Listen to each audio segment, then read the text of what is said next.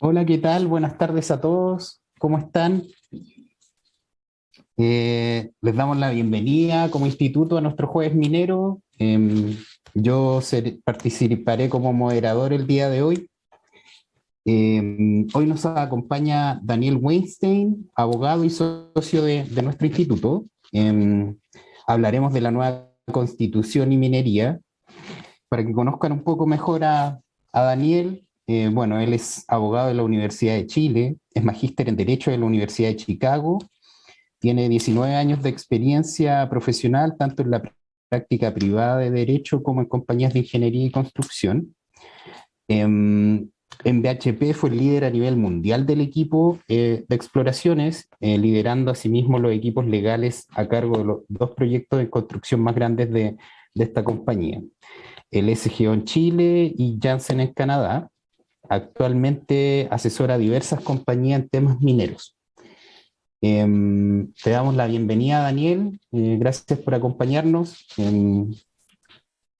Como tú mencionaste, esta presentación será en formato conversatorio, así que los invitamos a dejar sus preguntas en el chat a medida que avanza la conversación para que Daniel también vaya respondiendo sus inquietudes. Adelante, Daniel. Muchas gracias, Camilo. Buenas tardes a todos. Muchas gracias al Instituto por la invitación y a todos ustedes por venir a este conversatorio, no voy a decir que una exposición. El ideal es para mí que hablen un poquito.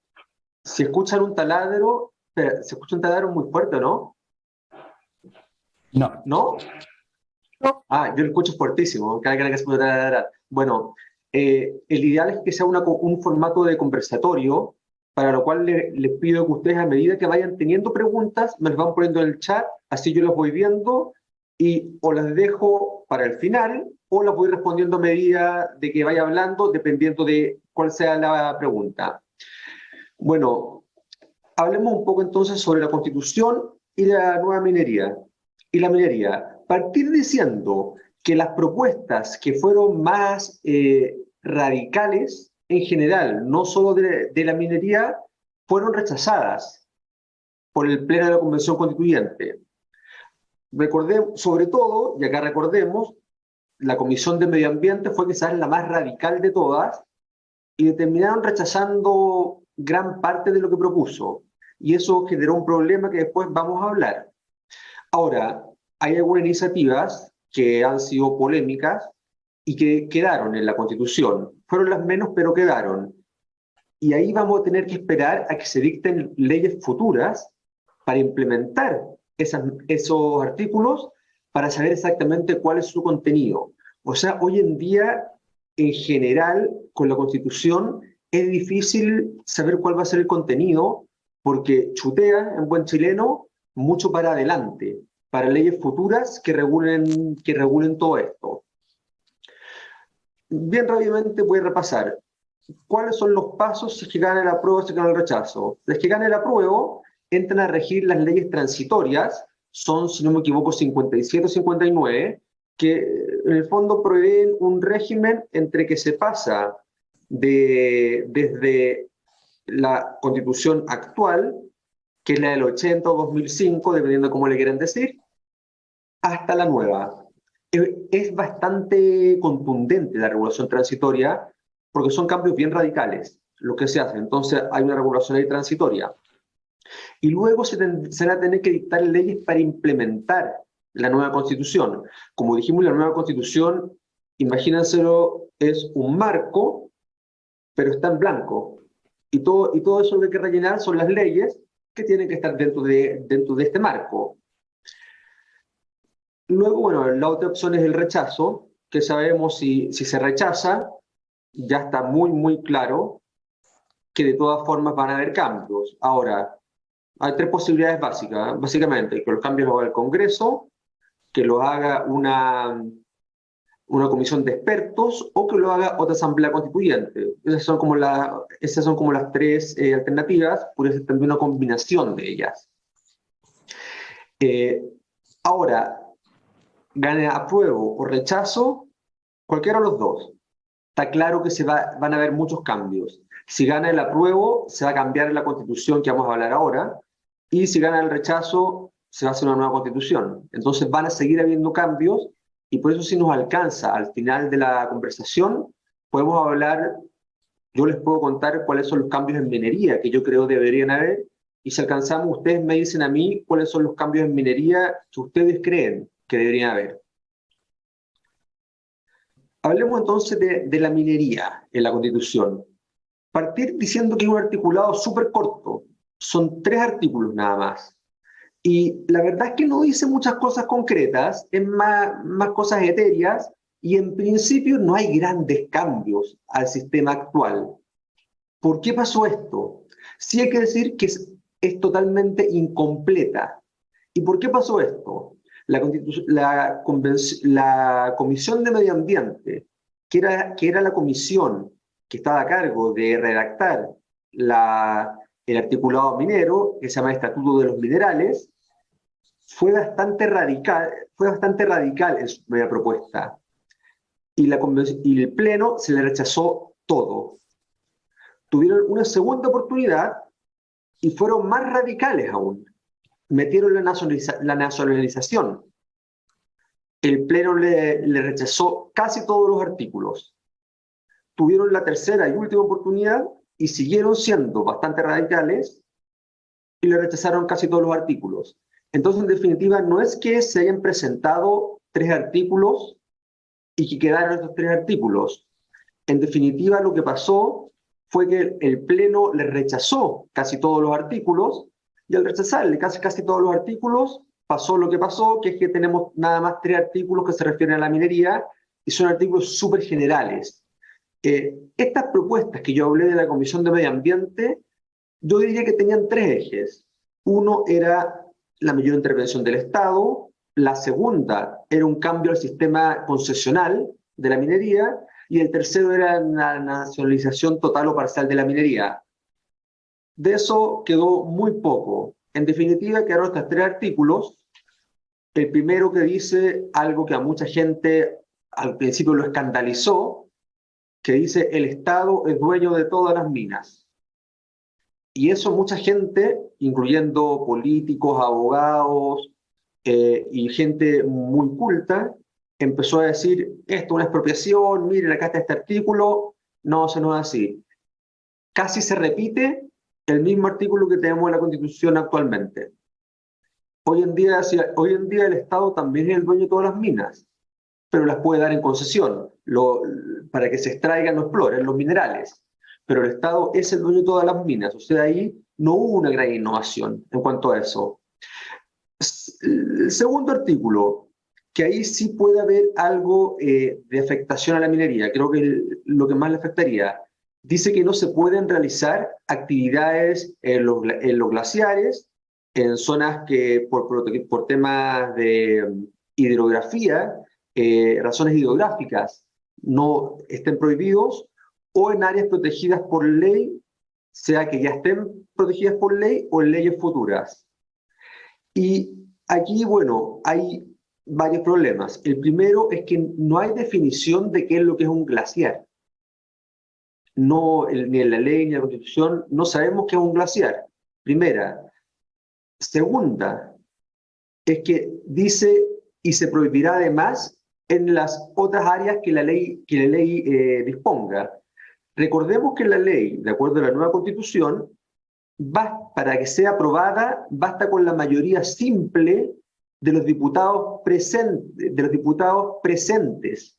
O sea, es un quórum bajísimo, súper bajo, muy, muy bajo. Entonces, claro, podría una mayoría ocasional, prohibir que se haga minería, no sé, en los valles, por ejemplo, o en la quinta región, o en la región metropolitana, o en la segunda región. Entonces, darle tal atribución a una ley es algo que la hace un poco preocupante. Y lo otro es que incluso hoy en día, sin conocer cuáles serían esas áreas, lo más probable es que por cómo se habla de los glaciares y todo, queden algunas importantes faenas mineras, podrían quedar como en áreas prohibidas. Andina, de Codelco, Los Bronces, Pelambres, creo, Caserones, etcétera. Entonces hay que tener mucho cuidado con cómo, si gana la Constitución, si gana el apruebo, perdón, con cómo se interpreta este artículo y qué es lo que se hace para determinar dónde se puede hacer minería. Luego también dice que el Estado deberá tener deberá crear una política minera que considere que los recursos minerales son finitos y además la solidaridad intrageneracional, o sea, dejarle minerales a nuestros hijos, nietos, etcétera. En mi opinión, esto no tiene mucho sentido. ¿Y por qué no tiene mucho sentido? Bueno, todos sabemos lo que pasó con el salitre. El salitre que de ser la actividad más importante de Chile pasó rápidamente, alrededor de la Primera Guerra Mundial, a valer 0 pesos. Nada nos puede garantizar que no va a pasar lo mismo con el cobre o con el litio. Entonces, si decimos no, tenemos que hacer una regulación considerando el carácter futuro y la solidaridad intrageneracional, eso puede implicar cuotas de explotación, cuotas de extracción de minerales. Y desde el punto de vista económico hace muy poco sentido, porque como les digo, o sea, el litio en un año más va a quedar afuera por el sodio. El cobre en algunos años más, ojalá que sean varias décadas, por el grafeno o por otros. Entonces, no es una buena política eso. Ahora, si se concreta o no, eso hay que verlo, porque se tiene que concretar en una ley. Eso es básicamente la regulación minera. Entonces ahora ustedes se pueden preguntar, ya, pero no dice nada tan terrible, nada que impida hacer minería, no habrá mucho la araca que se hace en los diarios, la Sonavi, el Consejo Minero, etcétera. Bueno, no sé si ustedes leyeron cuando chico esos libros de Sherlock Holmes, el detective, que muchas veces para resolver el misterio lo importante no era lo que estaba en la escena del crimen, sino lo que no estaba. Bueno, si a Sherlock le pasáramos esta constitución, probablemente diría, elemental, mi querido Watson, la clave en minería no es lo que está, sino lo que no está en la constitución.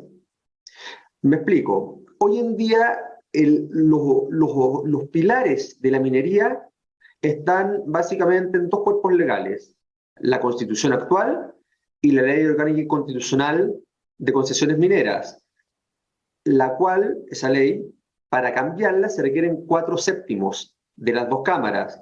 La Constitución también tiene quórums altos. Entonces, en definitiva, quien llega al poder, a menos que tenga una mayoría abrumadora, los cambios hay que consensuarlos. Y por eso, hace 40 años, tenemos bastante estabilidad.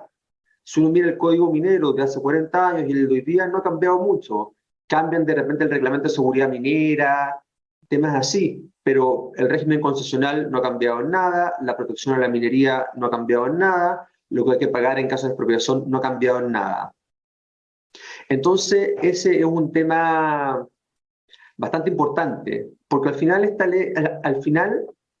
al no estar regulado la minería en la Constitución, se va a poder regular cualquier tema por ley simple. Y esta ley siempre tiene un quórum bajísimo, mayoría absoluta de los diputados presentes. Un quórum muy, muy, muy bajo.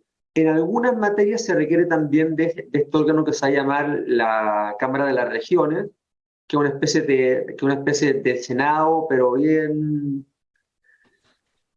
más abajo que lo que es el Senado actual. Va a ser menos importante la Cámara de las Regiones que la Cámara de Diputados, a diferencia hoy día de que el Senado es al final donde las cosas se deciden.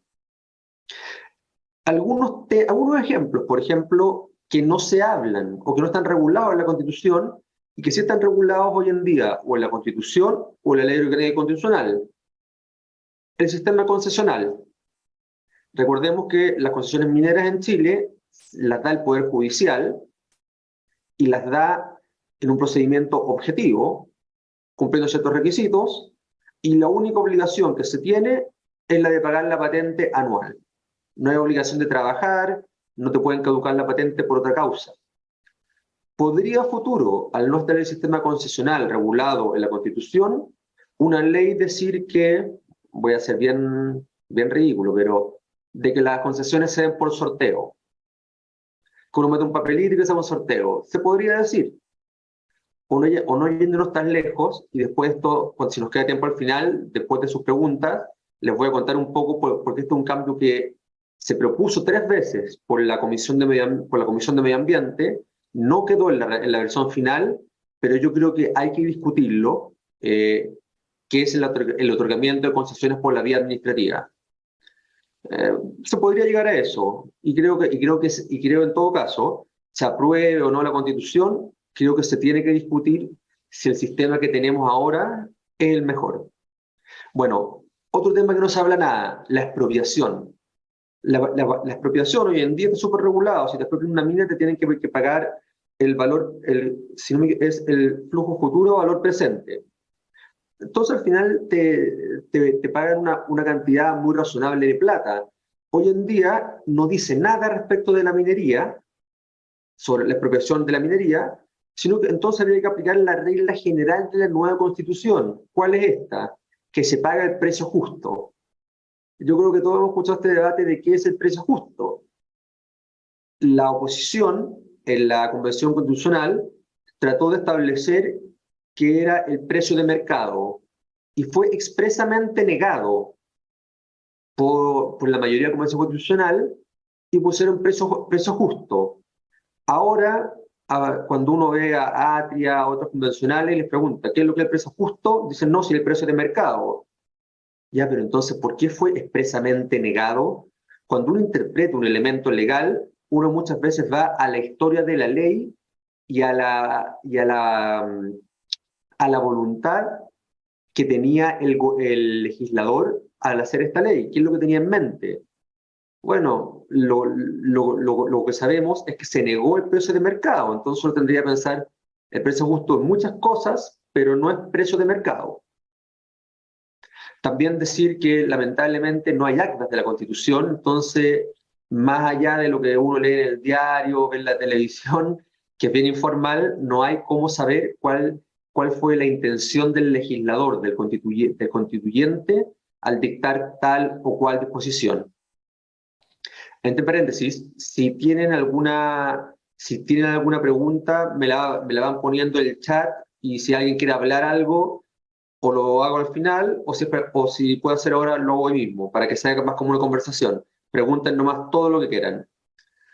Y también opinen. O sea, no se preguntar, denme su opinión, están de acuerdo conmigo, si tienen otras ideas. Creo que es súper bueno y ha faltado mucho el debate, la conversación. Ha estado muy ausente desde hace muchos años y también en este proceso.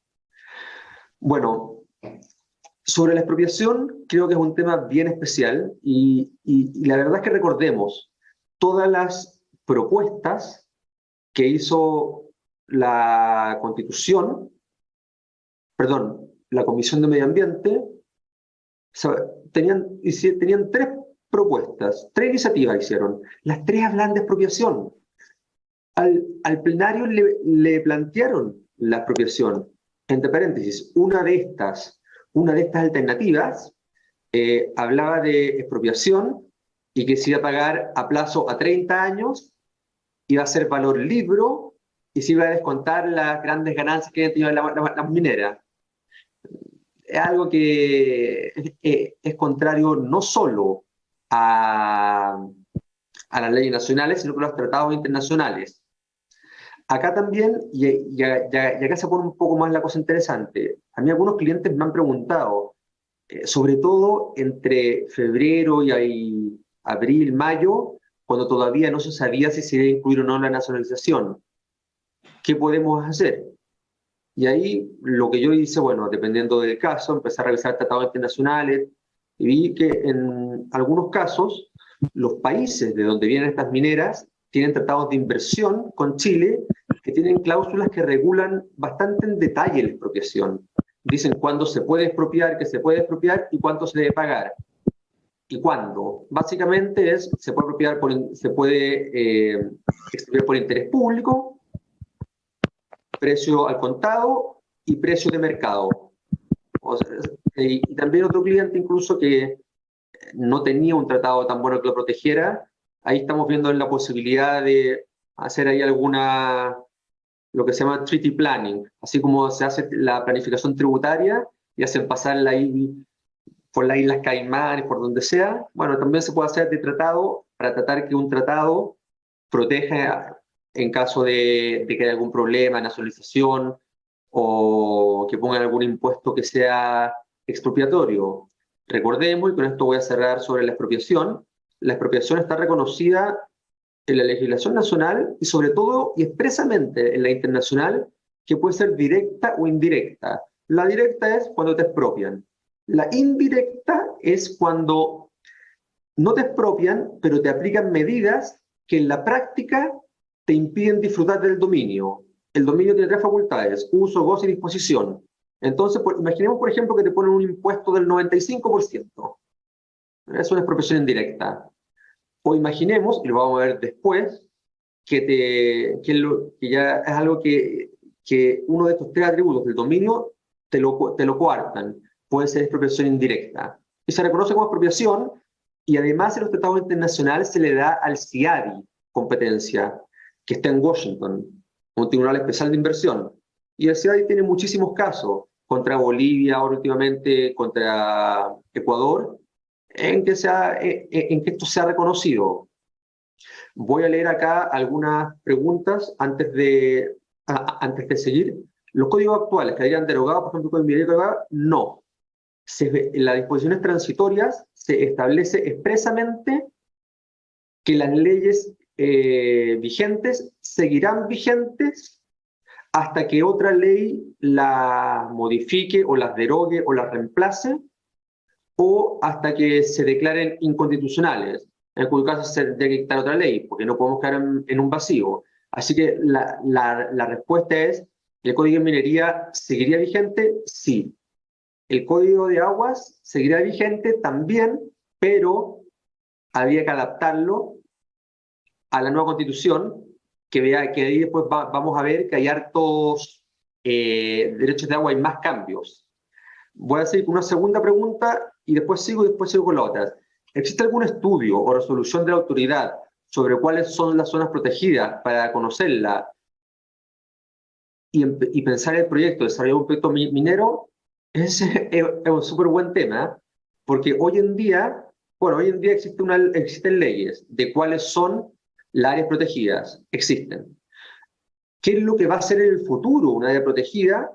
Por ejemplo, no se habla, y hasta donde yo sé, y estoy casi seguro, que no se hizo un estudio cuando se hizo ese artículo que dice dónde no se puede hacer la minería. Estoy seguro que no se hizo ningún estudio de qué quedaría fuera, qué quedaría dentro y cuáles serían los problemas. Por ejemplo, para otro ejemplo, cuando se hablaba, tres propuestas se aprobaron sobre la nacionalización en la Comisión de Medio Ambiente. Ninguna decía cuánto le costaría a Chile eso. Ninguna. Nadie sabía cuánto le iba a costar. Entonces, para responder, sí, hoy en día puedes ver en qué áreas se puede hacer y en cuáles áreas no. Con la nueva Constitución queda bastante más abierto. Por ejemplo, dice, acá la tengo, dice las áreas protegidas, las que por razones de protección hidrográfica establezca la ley. Entonces se van a tener que crear nuevas áreas de protección, y además le da a la ley este control total para declarar áreas en las cuales se excluye la minería. Voy a seguir un poquito y después sigo con las demás preguntas. Siguen preguntando y opinando también. Quieren opinar, estén o no de acuerdo conmigo o tengan cosas para aportar. Súper importante que lo hagan. Bueno, acá el instituto es parte de una mesa de trabajo con el Ministerio de Minería.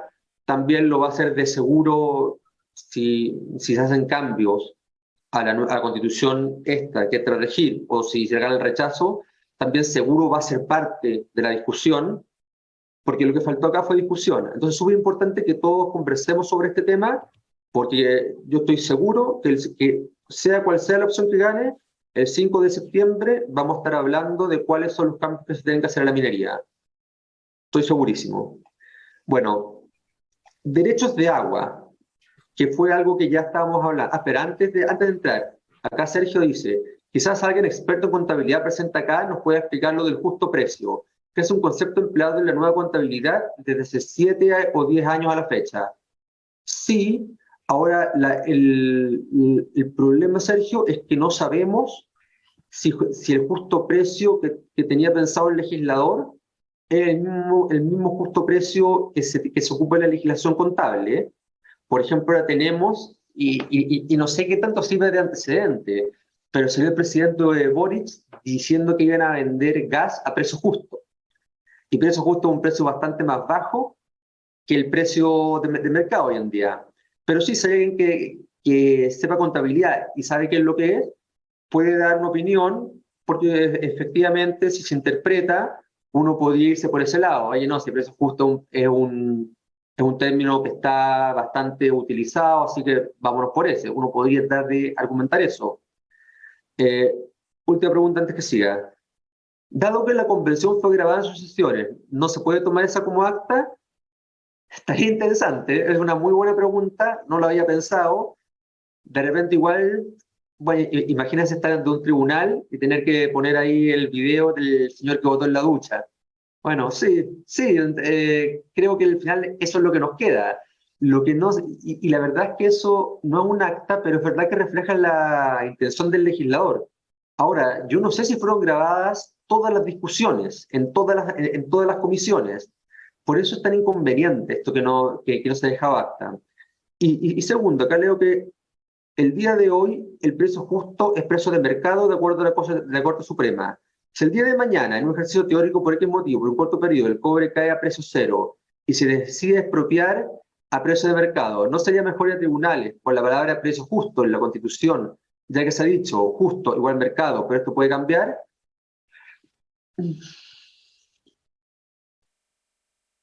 La verdad es que no sé. Creo, en todo caso, que si ya estamos en esta, creo que es mejor el sistema que tiene hoy, que el sistema que hace es que el flujo futuro te lo trae a valor presente. Porque si hoy en día está a valor cero, si es verdad, el precio, no sé, pues con día, si vale nada, escondía podría valer 1.000 millones de dólares y no los 50.000, 60.000 millones de dólares que creemos que vale.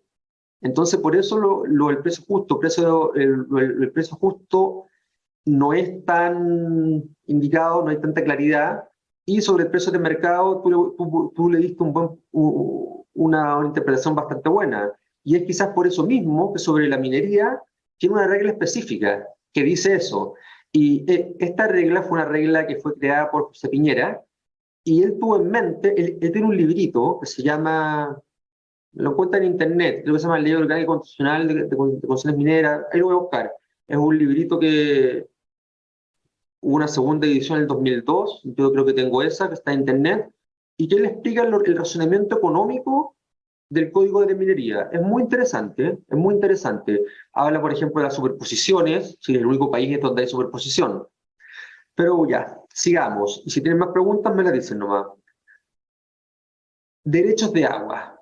Los derechos de agua es algo fundamental en la minería, y a diferencia de la minería, que dijimos que fue escuetamente regulada en 3 artículos, los derechos de agua fueron bastante regulados. Y no solo eso, algunas disposiciones que se rechazaron respecto de la minería se aceptaron respecto de los derechos de agua. Por ejemplo, algo les mencioné que se planteó 3 veces al plenario, el que se cambie el sistema concesional minero de concesiones mineras otorgadas por Poder Judicial a autorizaciones administrativas, es decir, otorgadas por un ente de la administración, que al final de la línea arriba depende del presidente, y que pueden ser revocables, tienen causales de caducidad, y que expresamente se dice no generan propiedad. Bueno, en los derechos de agua sí se aceptó. Y más aún, hay una disposición transitoria que entra a regir el mismo día que la Constitución se publique, que dice que los actuales tenedores, o en verdad hoy en día son propietarios, los actuales propietarios de derechos de agua van a dejar de ser propietarios de derechos de agua y van a pasar a ser tenedores de una autorización de uso de agua, que es de carácter administrativa y que no genera propiedad. O sea, acá sí hay un cambio radical. pero van mucho más lejos. Se dice, por ejemplo, que estos derechos de agua no son comercializables. No son y van más aún todavía. No son transferibles, salvo que se den algunas excepciones, como que sea para el consumo humano o de sanitización, etc. Pero básicamente el agua deja de ser hoy en día un bien que se puede transar a pasar a ser algo que es temporal y es controlado va a ser controlado por un ente administrativo. Se dice también algo que igual ya se había reconocido, que es que el consumo humano se debe privilegiar. Y luego dice, como un poco de vergüenza, dice el consumo humano se debe privilegiar, el balance del ecosistema, y luego como con vergüenza se dice así, los demás usos serán determinados por la ley. ¿Cuáles son los demás usos? Todos los que nosotros hablamos en minería, el que ocupan las hidroeléctricas, o sea, todos los usos industriales o para procesos van a ser determinados por ley. Y una ley los puede regular o no. Lo cual es también, recordemos que la ley, mayoría siempre, diputados presentes, hace que sea muy fácil cambiar la regulación de estos derechos. Esto que se le pone un fin a la posibilidad, bueno, se le pone fin a la propiedad de los derechos de agua y también se le pone fin a la negociabilidad, a la posibilidad de negociar, de transferir estos derechos de agua. Ahí entonces lo primero que uno puede pensar, yo les hablé de la expropiación regulatoria, ¿es esto una expropiación regulatoria o no? En mi opinión, y una opinión más o menos parecida, yo la había hecho y la había hecho pública respecto de la minería, y apenas supe esto también la hice pública. Yo creo que sí, puede haber una expropiación regulatoria, pero la expropiación regulatoria no es el simple hecho que desaparezcan el derecho de propiedad que uno tiene hoy día y te den una autorización. Yo creo que eso solo no basta para configurar una expropiación, porque si bien es verdad que te están quitando la propiedad, en la práctica estáis teniendo derecho a su uso, que es al fin y al cabo lo mismo. No hay diferencia entre los dos. ¿Dónde está el problema? En la transferencia de los derechos de aguas. Hoy en día sabemos que hay un mercado de aguas. A futuro no va a poder haber. Entonces, por ejemplo, imaginemos que la mina XX tiene tantos derechos de agua, el día de mañana se establece la mina XY, y bueno, a la otra mina le sobran derechos de agua, te compro los derechos de agua. No va a poder. En las hidroeléctricas, lo mismo. En las hidroeléctricas, al final, se van a tener que empezar a hacer, como dicen, echa la ley, echa la trampa. Los abogados, bueno, ojalá yo no me cuento, pero bueno, al final todos. Los abogados van a hacer mucha plata, porque al final, como es intransferible este derecho de agua, lo que van a hacer es, si gana el apruebo, el 4 de septiembre, el 5 de septiembre van a hacer que las aguas que son de propiedades de ellos, como personas naturales o de una empresa, etcétera, pasen a una sociedad especial. Y después van a vender la sociedad especial. Entonces se van a bypassear a la Constitución. ¿Quiénes no van a hacer eso? Los campesinos, que no tienen acceso a los abogados. Un poco parecido a lo que pasa hoy en día con la parte tributaria. Cuando dicen les vamos a poner impuestos a los más ricos, refiriéndose por más ricos a los que tienen arriba de 20 millones de dólares, eso ya sacaron su plata de Chile y lo que tienen en Chile lo tienen en sociedades, etc. Entonces eso. Voy a leer algunas preguntas. ¿El precio de mercado lo determina la oferta y la demanda o tiene otra forma de determinarlo? Yo te diría que sí, es la oferta y la demanda. Esa es mi opinión. Ahora, yo creo que esto es mucho más complejo y te pueden dar opiniones mucho más complejas y también quizás para evitar esa discusión que actualmente en cuanto a la minería, si te expropian, se dice y hay una fórmula. de qué es lo que te tienen que pagar. O sea, no, está súper claro en la minería. ¿El agua desalada tiene la calificación de derechos de agua? ¿El agua de mar? Súper buena pregunta. Esa es una excelente pregunta. El agua de mar o el agua desalada hoy en día no tiene una regulación en ninguna parte. O sea, si tú quieres una desaladora, vas a tener que empezar un poco de concesiones marinas que las otorgan que las otorga ahí la dirección marina y están metidas hasta los marinos. O sea, imagínense, tú eres un empresario y tienes a los marinos ahí diciendo, autorizándonos la concesión, tienes que aplicar un poquito de 1 millón de leyes, pero no hay una ley de desalación que te pueda decir qué es lo que hay que regular, ni cómo, ni nada de eso, nada. La nueva constitución, también, totalmente silente, no dice nada. Ahora, yo al menos cuando pienso en los derechos de agua, uno piensa en los derechos de agua de un río, qué sé yo, subterráneos, uno no piensa en el agua de mar, porque el agua desalada, digamos que es agua que no existe, es agua que se produce. Ahora, si interpretáramos en un sistema amplio que el agua es intransferible y se empieza a meter la dirección de aguas en la desalación, claro, podríamos llegar, por ejemplo, al absurdo que no se permitiría una desaladora tercerizada, como la que tiene hoy día BHP, Spence, con Caitán, o la que quiere construir Codelco, porque ahí el que produce el agua no es Spence, es Caitán y se la vende. Entonces queda en incógnita qué va a pasar con la desalación.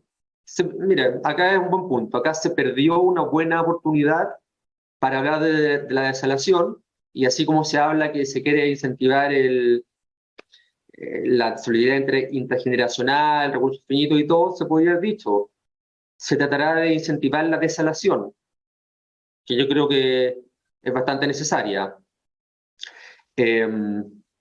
Luego hay una pregunta parecida, hay dos preguntas parecidas. ¿El agua desalada tiene calificación de derecho de agua?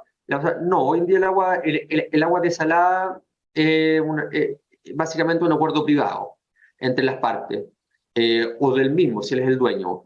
La pregunta es si se le darán o no. Por ejemplo, con esto que dice ya en la Constitución, se privilegiará siempre el uso humano, el consumo humano. ¿Se podría, por ejemplo, intervenir una desaladora para darle agua a unos campesinos que estén por ahí, por ejemplo? Sí, probablemente sí. Y de hecho, y esto ya que me salgo un poco, yo creo, y se lo he dicho a algunos clientes que me han planteado, me han hablado algo de desaladoras, le dije, oye, si vas a hacer una desaladora, al tiro destínale un 10% a los campesinos que estén por ahí. Tú se los das, se los regalas. Así te ganas la licencia social. Acá la Carolina, hola Carolina Merino, dice, ¿qué pasaría con el agua desalinizada está allá del mar y va a estar agua servida? Sí, muy parecido a lo que expliqué. Con las aguas servidas, yo creo que en principio no deberían considerarse, esa es mi opinión, como como dentro del uso del agua, pero podría quedar, y sobre todo que recordemos, esta letra final cuando dice el artículo 146, que dice, no es el 146, otro artículo que dice que el agua tendrá por prioridad el consumo humano, el ambiente y los demás usos que regulen la ley. Estos demás usos, que es todo lo que nosotros tenemos en mente cuando estamos en nuestra pega y trabajando en derechos de agua. Acá, bueno, acá ya respondí eso. Sigamos un poco entonces con los derechos de agua. Se da a entender también de la regulación del artículo que la persona que pida derechos de agua debe justificar la razón para la cual pide agua. Y salvo el consumo humano, no tenemos certeza de cuáles usos van a ser permitidos. O sea, yo, por ejemplo, no sé, quizás si voy a inventar, quizás, oiga, ¿saben que quiero unos derechos de agua para una mina? No, es que a nosotros eso no nos parece bueno. Preferimos tener el agua ahí guardadita para cuando aumente la población o para darle a los animalitos, etcétera. No sabemos qué es lo que se va a tener que justificar para que te otorguen estos derechos de agua. Se deja a futuras leyes esto. Y bueno, creo que quizás como lo que más le preocupa a la gente, a pesar que a mí no es lo que más me preocupa, es esto que dejen que se pierda la propiedad. Y se pierde propiedad el día que se publique la Constitución de los derechos de agua. Y tú pasas a tener una autorización administrativa para usarla. Y bueno, esa autorización, y acá también cambia algo, esa autorización tiene causales de revocación, de extinción también. Entonces, por ejemplo, y obligaciones de conservación.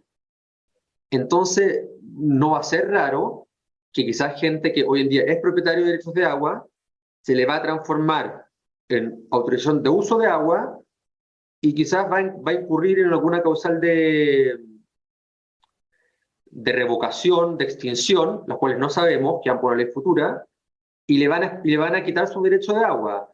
¿Puede ese señor o señora reclamar una expropiación? Sí. En mi opinión, sí. Sí puede. Acá Erling está preguntando, de hecho, la pérdida del derecho de agua, ¿puede ser tomada por una expropiación? Mira, mi opinión personal es que la sola pérdida del derecho de propiedad, no. Y lo voy a decir por qué. Porque si bien se pierde la propiedad, que eso es precisamente la expropiación, cuando te quitan la propiedad, en principio tú no sufres perjuicio porque se convierte en derecho de uso. Ahora, ¿dónde podría sí haber expropiación? Cuando este derecho de uso no te permiten transferirlo, entonces tú puedes decir, oye, yo tengo, no sé, yo compré derechos de agua hace una semana para venderlos y ahora no los puedo vender. O tengo, no sé, pues tengo mi central hidroeléctrica, quiero vender la sociedad que tiene, o la central, no sé, y no puedo, porque no son transferibles. Ahí sí habría expropiación. Y en el caso futuro, que alguien perdiera su ahora autorización de uso, que antes era derecho, por causal de revocación o extinción, también creo de que se podría hacer. Pregunta acá, ¿qué pasa con las aguas del minero? ¿Qué pasará con aquellos yacimientos con acuíferos muy cercanos? Acá en la Constitución no se habla de eso. No se habla del agua del minero, pero uno sí podría ya empezar a pensar que probablemente sí, bueno, van a tener que pedirse específicamente y que uno ya no creo, mira, no lo he pensado, pero uno del agua del minero, el minero se hace dueño de ellas por descubrirla, ya no va a ser así, yo creo. Y va a ser interesante, por ejemplo, ver si hay aguas del minero y digamos que hay una población cercana, si el minero, por ejemplo, va a tener la obligación, o quien sea, de construir una tubería y sacar el agua y darse a la población. Es poco factible, pero podría ser de acuerdo a eso. No se regula. Todo esto que estamos hablando, de aguas del minero, va a quedar a futuras leyes. Por eso se chutea mucho para las leyes futuras. Es muy difícil saber cuál va a ser el contenido de esto. Por esto que se chutea, y bueno, es lógico por una parte que se chutee para leyes futuras, porque si ya tenemos unas constituciones más grandes del mundo, imagínense si hubieran regulado todas y cada una de las hipótesis. Voy a ir ahora, y si alguien, puedo dejar un espacio por los 5 minutos, después dejo espacio ahí para preguntas, y si alguien tiene preguntas también me las hace acá. Otro obstáculo para el desarrollo de la minería, la desalación, ¿cuál más puede ser? Las autonomías. Se dice que las comunas, las regiones van a ser autónomas, los indígenas van a tener autonomías. Entonces imaginemos que tú quieres pasar una desaladora, y tienes la desaladora del mar, el ducto y la mina. Vaya a tener que pasar por 3 comunas, una región y 2 autonomías indígenas. O sea, vaya a tener que llegar a acuerdo como con 8 partes distintas a ver si te dejan pasar el ducto. Entonces, se complica bastante en estos proyectos que son de extensiones de tamaño, porque tú no tienes una contraparte, tienes 4 o 5, y con intereses distintos. Quizás si tú haces quizá el tipo el señor el alcalde de la comuna donde está la mina, va a estar feliz que vengan a hacer la obra porque así se va a hacer factible la mina, van a pagar más impuestos, dar más trabajo, etcétera. Pero quizás la persona, el alcalde, de por donde pasa el tubo, no va a estar feliz porque él no gana nada. Entonces, eso ahí también va a haber dificultades, creo yo. Bien cortito ahora, medio ambiente. El medio ambiente está en el corazón de esta Constitución. El artículo 1, primer artículo, dice, Chile es social, democrático, plurinacional, intercultural y ecológico. O sea, en el artículo número 1 no estamos reconociendo como un Estado ecológico. Luego dice algo que después les voy a contar por qué para mí no fue tan raro, pero es rarísimo, que es que la naturaleza tiene derechos. Se establece que se le reconoce por la Constitución los derechos a la naturaleza y que el Estado y la sociedad tienen el deber de protegerlos. Y cualquier persona puede denunciar una vulneración de los derechos de la naturaleza. ¿Por qué digo que para mí no fue tan raro? Porque acá la Carolina Merino también sabe del tema porque lo estuvimos juntos. En Ecuador se le reconocen derechos a la naturaleza. Entonces yo cuando veía esto, no fue nada nuevo. Lo que después supe es que son los únicos dos países en el mundo que le van a reconocer derechos a la naturaleza. Y esto es complejo porque muchas veces cuando hay dos bienes jurídicos en colisión, uno de una parte y otro de la otra, se pueden llegar a acuerdos. Se pueden llegar a acuerdos. Oye, sí, sabéis que yo te tengo que inundar parte de tu predio para hacer mi central hidroeléctrica, pero estoy dispuesto a pagarte lo que tú me pidas. Ya, y se hace. Si reconocemos derechos a la naturaleza, alguien podría decirte, no, señores, ustedes no tienen derecho a hacer esto, porque la naturaleza tiene derecho a mantenerse en el estado que la Pachamama lo creó, así que no pueden. Y habría que ver ahí qué es lo que pasa con esto de reconocer el derecho a la naturaleza. Es algo rarísimo y va a haber que ver cómo se interpreta. Va a quedar mucho por cómo se interpreta en los tribunales y por las futuras leyes también. Se dice además que, y esto también, para que vean acá, mira, acá sí que hay un contraste con la Constitución del 80 o del 2005, como quieran llamarle. Se dice que los derechos de propiedad van a ser limitados por su función social, que es hoy día, pero además por su función ecológica. Totalmente nuevo. Se dice que cada persona tiene derecho a desarrollar actividades económicas con el límite de la protección a la naturaleza, que sea compatible con la protección a la naturaleza. Se dice además, y miren esto, la ley puede establecer limitaciones a los derechos y libertades para proteger el medio ambiente y la naturaleza. O sea, imagínense, una libertad personal de uno, un derecho de uno, te lo pueden cortar, te lo pueden coartar por esta protección de los derechos de la naturaleza. En resumen, está muy en el centro de la Constitución la ecología. Los derechos indígenas, bueno, ya hablamos, los indígenas van a tener gran cantidad de derechos, van a tener derecho, por ejemplo, a sus aguas para los usos que ellos le hayan dado, con lo cual es un poco injusto, en mi opinión, porque ellos van a tener quizás una especie de propiedad sobre los derechos de agua que el resto de los chilenos no vamos a tener. Dice que van a tener además una protección especial sobre sus tierras, que tampoco van a tener el resto de los chilenos, y además establece un mecanismo que se llama la restitución. ¿Qué es la restitución? La entrega de tierras que hoy en día no son indígenas a los indígenas. Esto es bastante complejo, porque la verdad es que se tendría que expropiar para eso. Y no se define además qué es lo que es terreno indígena. Si uno leyera la Constitución, leyendo la Constitución, no es lo que yo pienso, lo que yo opino o lo que económicamente debería ser. Yo pensaría que terreno indígena, si leo esta Constitución, es todo lo que los indígenas consideran como terreno indígena. Si uno lee, esa es mi opinión después de leer esta Constitución.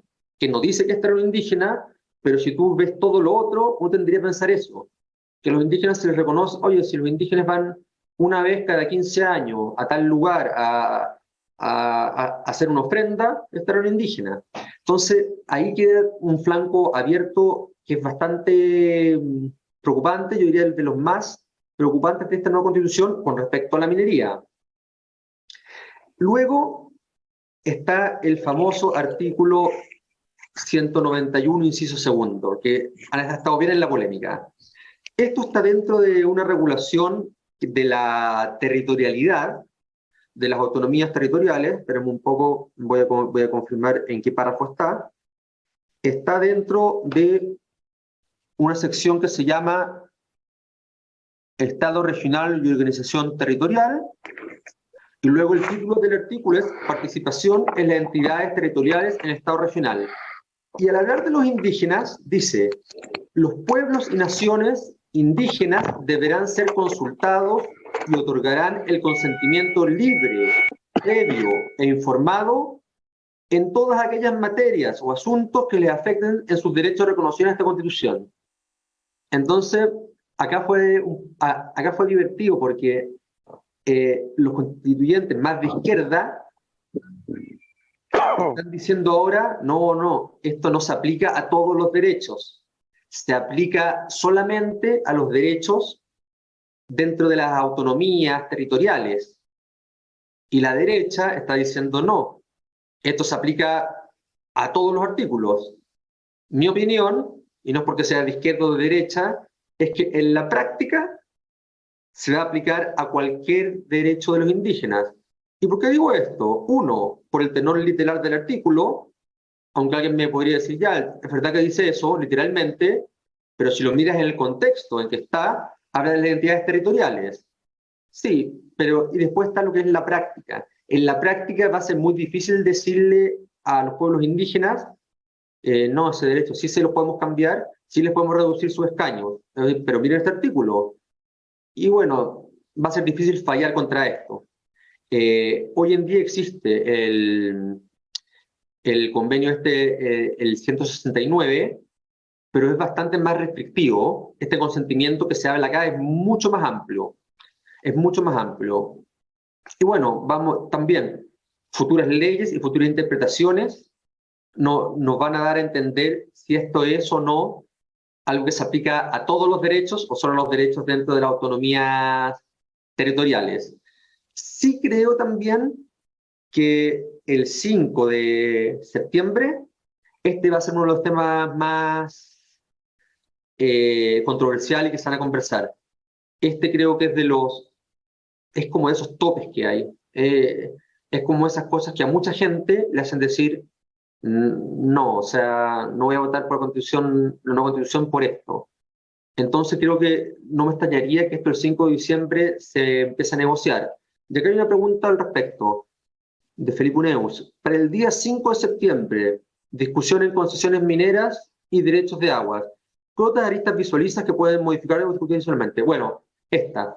Creo que todo el tema indígena va a ser súper discutido porque es uno de los temas que hemos visto produce gran resistencia en la gente. Entonces, bueno, es como el de los temas más impopulares, por así decirlo.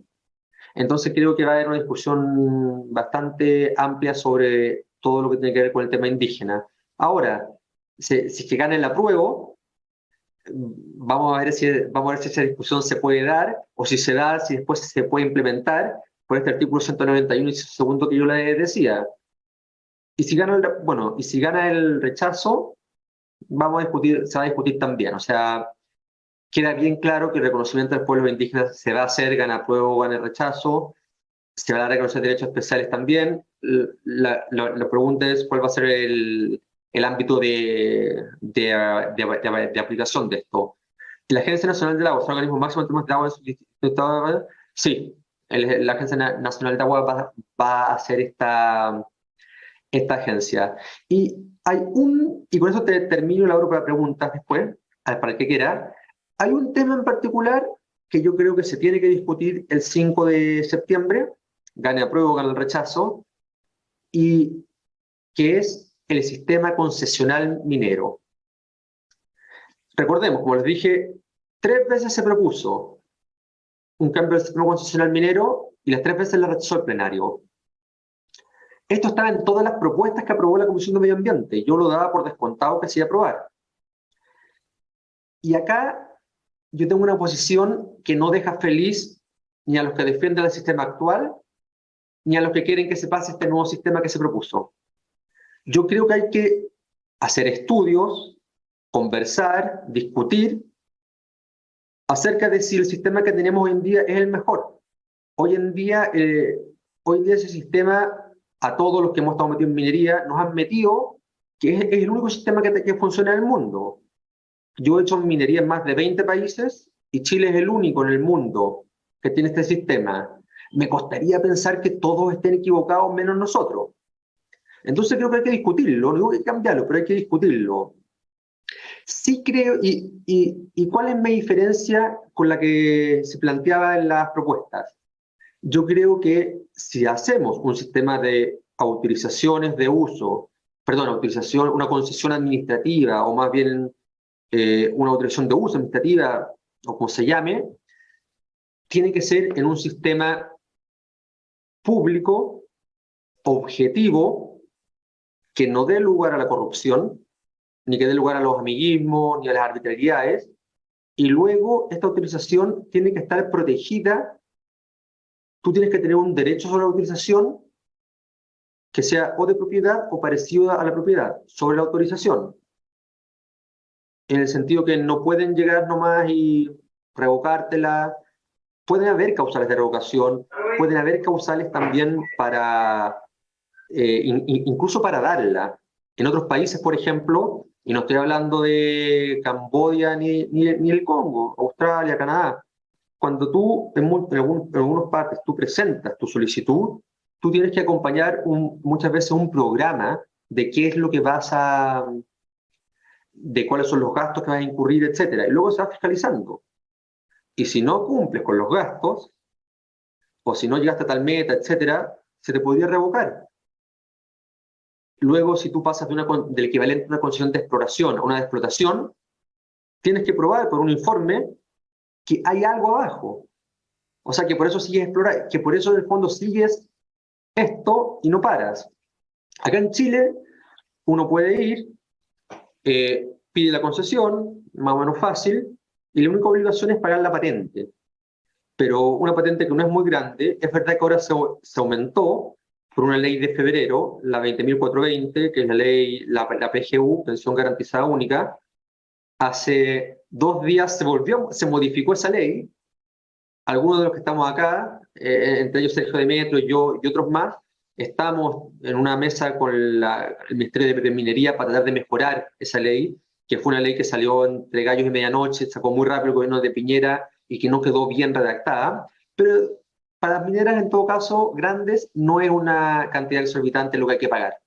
Entonces hoy en día pasa que hay compañías mineras o especuladores que tienen por décadas las concesiones pagando la patente, pero no hacen nada, no tienen intención de trabajarla, sino que en el caso de las mineras grandes dicen, no, porque mira, quién sabe si a futuro, exploro por ahí.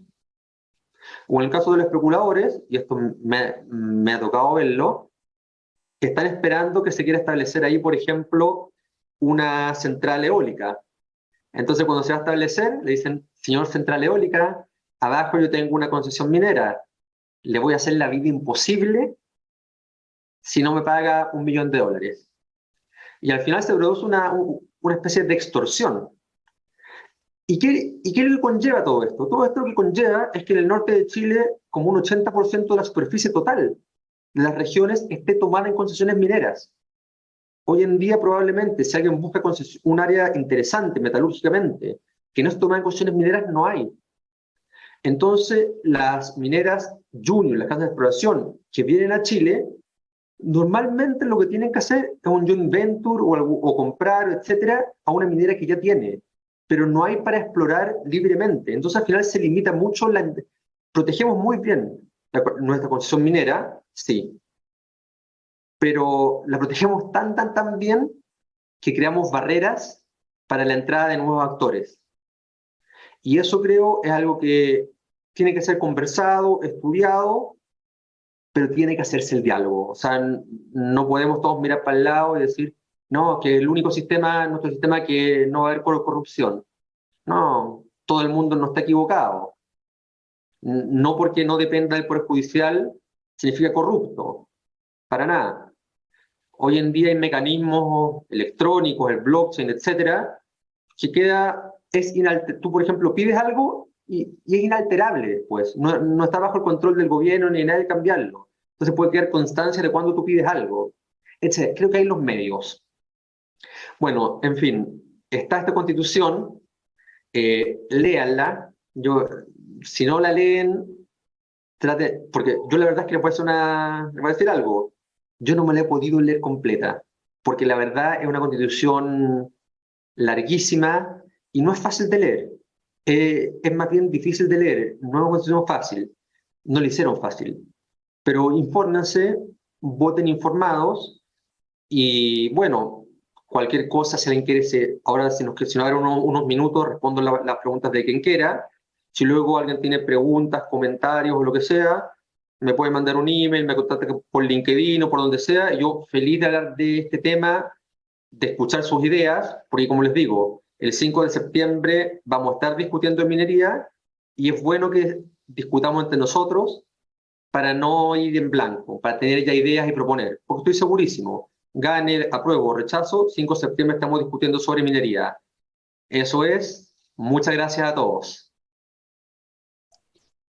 Muchas gracias, Daniel. Dejamos el micrófono abierto para quienes quieran hacer alguna pregunta.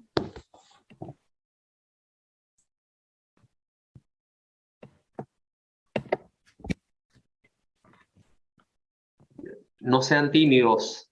Ahí veo a Fernando, a Sergio. A ver, quiero hacer una pregunta. Miren, tenemos presente a alguien que estuvo y fue clave en la dictación de las leyes mineras que yo estoy hablando, Gastón Fernández. Así que tenemos ahí hartos próceres por acá.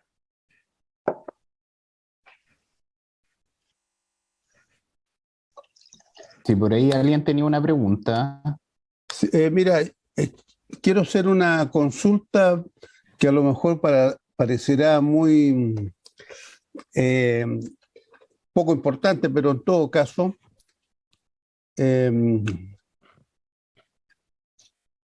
la pregunta es la siguiente. Se dice que Chile, el Estado, es dueño de todas las minas, ¿ya?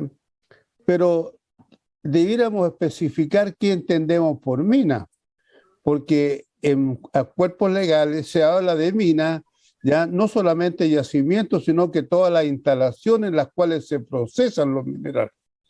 Y por lo tanto, eso indicaría que las instalaciones de la empresa son del Estado. Entonces, esa es una aclaración que quisiera yo tener presente, porque o uniformar el concepto de mina. ¿No? Ok, gracias. Es una pregunta muy buena. Acá tengo el artículo enfrente mío y efectivamente dice: el Estado tiene el dominio absoluto, exclusivo y la ley imprescriptible de todas las minas y las sustancias minerales. Es interesante el concepto. Yo la verdad debo admitir que no lo había pensado, pero muchas veces cuando se habla de mina, claro, uno piensa en la unidad. O sea, si uno habla, por ejemplo, de Escondida, uno no piensa solo en el hoyo, en el pit, uno piensa también en las instalaciones. No se ha interpretado así y esperemos que no se haga. Acá, Gastón, no sé si tú estás si puedes dar quizás Gastón estuvo cuando Gastón estuvo, es parte de esto, de lo que todo lo que está hablando es parte. No sé, Gastón, si tú puedes hablar ahora o estás en otra cosa.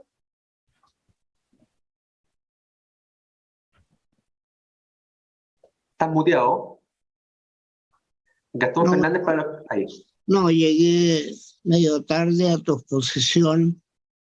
Yo tengo una idea clara de lo que viene, de lo que conviene actualizar el sector minero, de las deficiencias de lo que dejamos cuando hicimos el Código de Minería, no veo la situación tan tremenda de que se va a jugar el destino el día 5 de septiembre. Yo tengo otra forma de pensar. Creo que vamos a compaginarnos mejor con el futuro. Nosotros dimos un paso muy importante, tal vez metiéndolo un poco en la historia. Digo nosotros porque cuando a mí me tocó actuar activamente, hicimos un proceso de chilenización del cobre. Esa etapa fue una etapa racional, no requirió reforma constitucional, a pesar de que la propiedad de las minas estaba a nivel de Código Civil nomás, no estaba a nivel constitucional. La política en ese tiempo fue asociarnos con los que iban a explotar, que el Estado llevara una parte en la explotación y otra parte los particulares. No creamos Codelco nosotros. Se asoció el capital extranjero con el Estado de Chile en distintas sociedades. Bueno, esto que hicimos en la década del 60 culminó el año 70 con la nacionalización del cobre, porque se fue más allá de esta asociación. Eso. Era una especie de joint venture entre el Estado de Chile y quien explotaba las minas. De la gran minería estamos hablando. El resto de la minería privada lo dejamos a libre iniciativa de los particulares. Y todo lo contrario, se incentivó con el plan de expansión que tuvo ENAMI, la explotación de las minas. Bueno, se hizo la nacionalización del cobre, a consecuencia de lo cual se formó Codelco. Pero ahí el Estado ya asumió un papel como Estado de empezar a explotar las minas. Cuando en el año 1990 volvimos al gobierno, porque yo fui fiscal de ENAMI el año 1990, había dos alternativas: o volver para atrás, dejar sin efecto la nacionalización, o ver cómo seguíamos pedaleando adelante. Pero resulta que las inversiones extranjeras durante el gobierno militar no llegaron a Chile. No había confianza en el Estado de Chile, en el gobierno de Chile de la época. Y ustedes ven que las inversiones empezaron en el año 1990. ¿Por qué? Porque nosotros hicimos una cosa racionalmente. Teníamos reservas de la ley orgánica constitucional. No habíamos aprobado la Constitución de 1980. Sin embargo, teníamos la disyuntiva. O mirábamos adelante o mirábamos para atrás. Y no avanzábamos. Y seguimos usando el Código de Minería, que se había redactado el año 83, la Ley Orgánica Constitucional y la Constitución Política tal como estaba, que se había modificado el año 71. En consecuencia de eso, vino el espectacular desarrollo minero que ha tenido Chile, donde ha mezclado la minería privada de gran envergadura con la minería pública, con el Codelco tal como fue constituido hasta el día de hoy. Y eso le cambió el pelo a Chile y a la minería. Ahora, el Código del 83 ha servido para desarrollar el sector, pero tiene todavía limitaciones. Yo he hecho en varias oportunidades alcance algunas. Por ejemplo, la Constitución Política que se modificó el año 71 le exigió una actividad al concesionario. ¿Qué hizo la Ley Orgánica Constitucional respecto a esa actividad para justificar el otorgamiento de la concesión de las minas que son de dominio del Estado. Dijo, donde dice actividad, léase patente anual por hectárea, no por producción, por hectárea. Esa es ley común. La patente minera es ley común. Pero ¿qué es lo que pasa? Entonces ahora se paga por hectárea, no se paga, entonces no se cumplió con la actividad que la actual Constitución, modificada en el año 71, exige. Y eso ha permitido que puedan haber concesiones que están vigentes sin trabajar. Pero la solución a eso no es cambiar la Constitución, es cambiar la ley orgánica constitucional. Yo en materia minera, para ser bien franco, yo mantendría las disposiciones de la actual Constitución del 80. Esa le ha dado estabilidad, seguridad y certeza jurídica a Chile. Lo que sí derogaría la ley orgánica constitucional y la modificaría. Porque hay montones de contradicciones entre lo que se estableció en la Constitución de que viene del año 71 y la Constitución del 80 con la ley orgánica constitucional. ¿Ah? Eso, porque hay muchas cosas, nosotros tenemos que tener respeto por nuestro pasado. La minería no es una casualidad. Aquí hay una tradición minera. Chile ha sido y va a seguir siendo un país minero. Quieranlo o no quieran los que nos acusan de extractivistas. Yo soy el primer extractivista de Chile porque me siento orgulloso de pertenecer a un país que es campeón mundial del cobre, campeón mundial de renio, campeón mundial, y agreguémosle un montón de sustancias de la tabla periódica que nosotros la hemos rajuñado. O sea, que la minería del futuro va a ser totalmente diferente de la minería actual. Va a venir la minería de las salmueras. El mar es un yacimiento minero. Ya se están experimentando cómo vamos a extraer los elementos que tiene el agua de mar. Va a haber un cambio tecnológico fundamental. Por eso, mientras se mantenga en Chile el sistema democrático, eso es lo importante. Cómo mantener el sistema democrático, que podamos convivir, que haya respeto, que haya separación de los poderes, eso es lo importante. Los términos que están mal redactados, que esta convención no estuvo a las alturas, que no saben derecho constitucional, porque la Constitución es un cuerpo jurídico, no es una carta del viejo Pascuero, porque le dijeron a estos convencionales hay que hacer una carta magna, y ellos entendieron que era una carta al viejo Pascuero, donde empezaron a consagrar cada una de las cosas que quería. Yo quiero una bicicleta, yo quiero las cartas que los niños le escriben al viejo Pascuero. Entonces ha sido una colección de aspiraciones. Pero otra cosa es el marco jurídico para poder convivir en un país más justo, más equitativo, donde cada uno cumpla sus funciones, porque el hombre está antes que el Estado.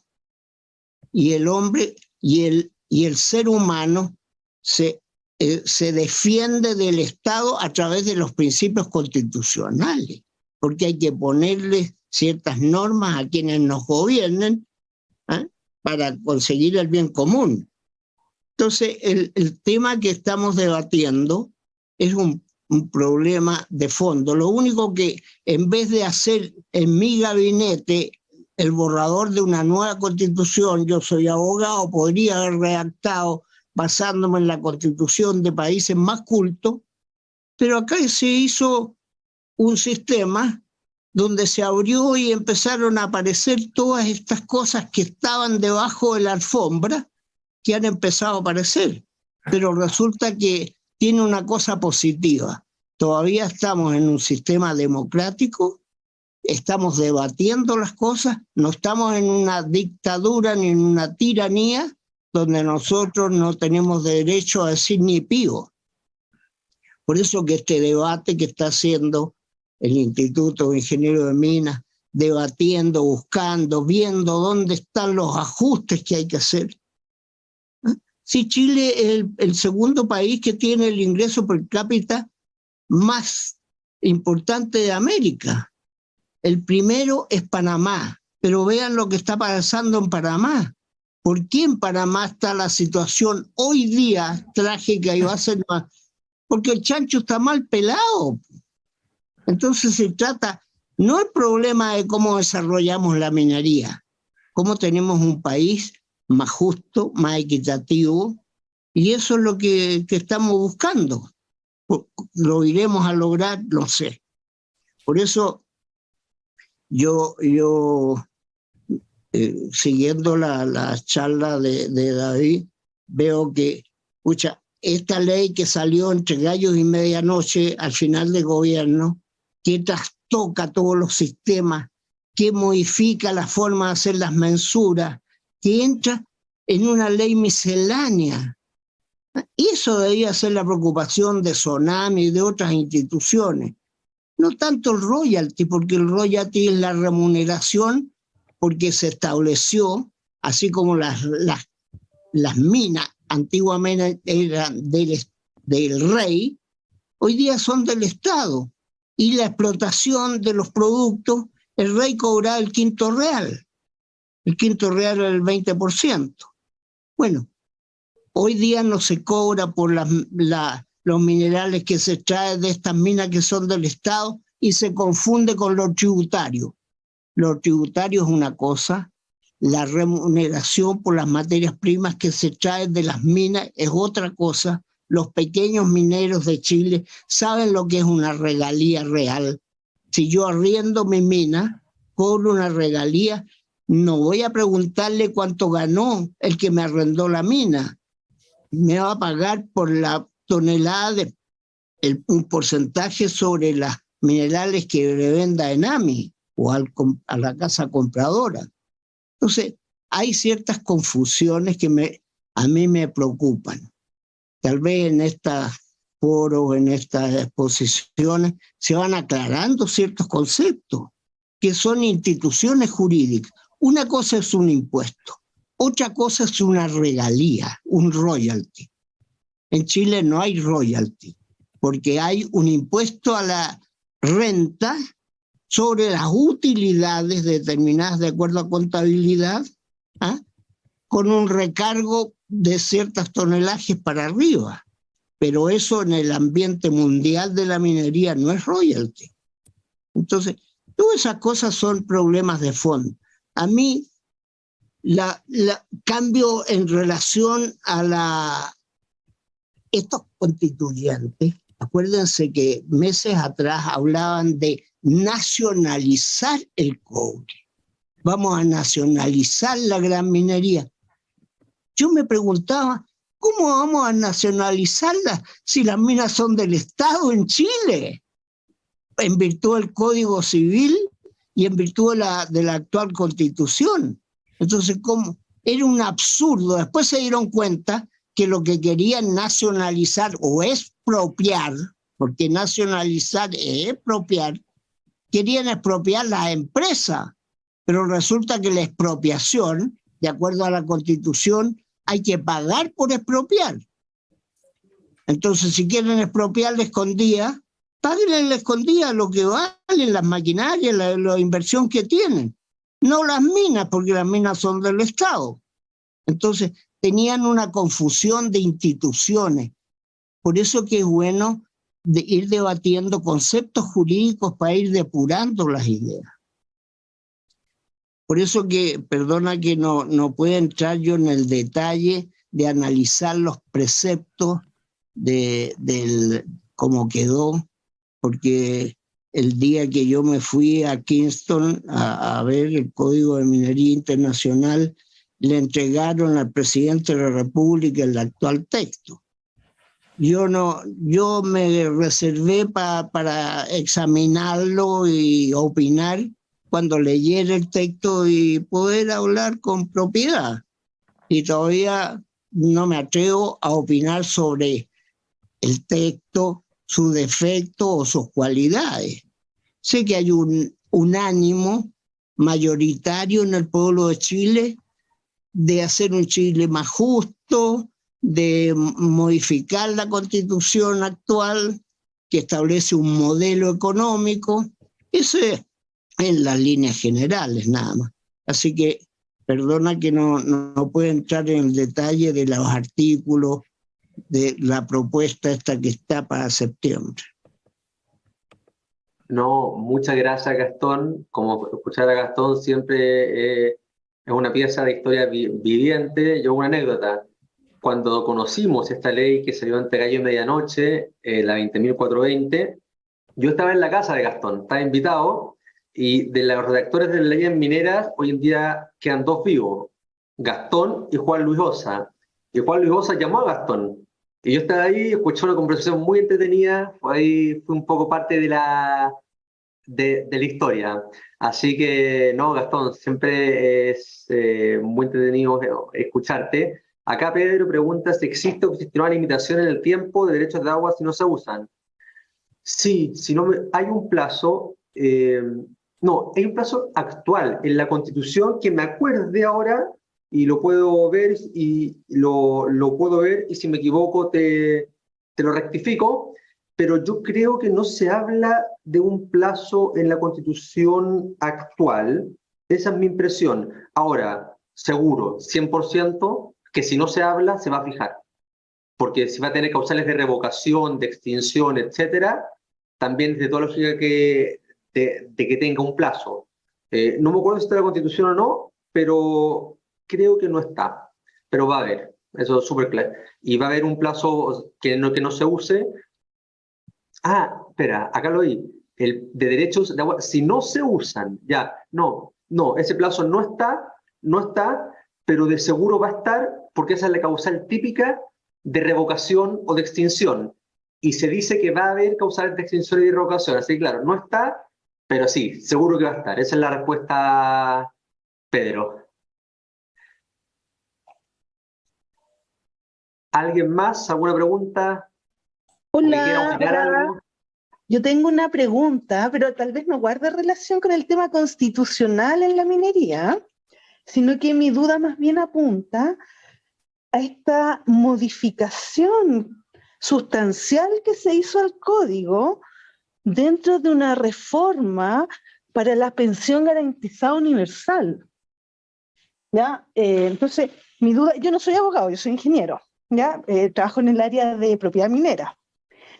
Entonces mi duda es, ¿cómo, si es que las mineras, las grandes mineras, han hecho algún tipo de ruido en relación a esta modificación que está metida para mi gusto en una reforma, o sea, en una ley de la renta para una pensión garantizada universal, que no entiendo la relación con los plazos de las mensualidades? A lo mejor con las patentes, ok, perfecto, pero que no guarda ningún tipo de relación con las otras modificaciones que le hicieron. Oye, Totalmente. Oye, ¿puedo hacer una aclaración sobre ese tema? ¿Mm? Efectivamente, en una ley miscelánea que está prohibida por la actual Constitución, una ley que tenía por objeto crear un bono, se modifica la parte técnica del Código de Minería, de los sistemas georreferenciales, de los GPS, la forma de hacer las mensuras, una serie de cosas que no venían al caso. Por lo tanto, yo tengo dudas de la constitucionalidad de esos artículos. Y no hemos intentado todavía algún recurso ante el Tribunal Constitucional u otro mecanismo que pueda... En cuanto a las aguas, quiero hacerle presente, porque toda la gente que está escuchando esto conoce la minería. La minería no necesita agua. La que necesita agua es la metalurgia. hay que distinguir muy bien cuando hablemos del tema entre minería y metalurgia. La minería es el arte de extraer los minerales de los yacimientos. La metalurgia es el arte de extraer los metales desde los minerales. Es la metalurgia la que necesita agua. La minería, todo lo contrario. Para la minería el agua es un obstáculo, es un costo, es un gasto. Hay que desaguar las minas. Entonces, para el debido orden de las cosas, cuando se habla de las aguas del minero, es porque las aguas, cuando yo hago un pique, sale naturalmente agua, pero esa agua no tenía que ir a la Dirección de Agua del Ministerio de Obras Públicas para constituir un derecho. Yo podía usarlas libremente. Esas son las aguas del minero que están en el Código de Minería. Ahora, si yo quiero usar aguas en procesos industriales, como son los metalúrgicos, es otro tipo de agua. Pero estos foros o estas discusiones sirven para aclarar conceptos. Muchas gracias, Gastón. Acá veo una pregunta de Humberto Maldonado que nos pregunta a ti y a mí. ¿Qué pasará con el sistema de coordenadas y la monumentación de los hitos? Se cambia el sistema de coordenadas, se cambia el sistema SIRGAS y los hitos ya no es necesario, si no me equivoco, físicamente. Eso es. Y yendo a la pregunta de María, sí, o sea, esto lo metieron en una ley de pensión garantizada única, y claro, es verdad, hubieran metido lo de la patente, hubiera tenido algo de sentido, pero metieron también temas de la mensura, temas del datum, y bueno, hartas cosas más, y es lo que es. Y ahora se está modificando, ya sacaron la primera modificación, hace 2 días, al monto de las patentes, y también algunos de los que estamos acá, estamos en una mesa de trabajo del Ministerio de Minería, yo puedo hablar en privado y todo, se quiere modificar más. Acá un experto en todos estos temas, don Ulises Tello, está pidiendo la palabra. Ulises, por favor. Hola, muchas gracias. Buenas tardes a todos y todas. Mira, justamente el tema de esta ley que modificó el Código de Minería de febrero, la verdad que, claro, como se dijo en la charla, ahí pasó como entre gallos y medianoche, por usar una palabra así popular, pero también ha traído bastante preocupación y sobre todo, diríamos, en los profesionales que trabajamos en los temas de apoyo a la minería, como en la propiedad minera, las mensuras.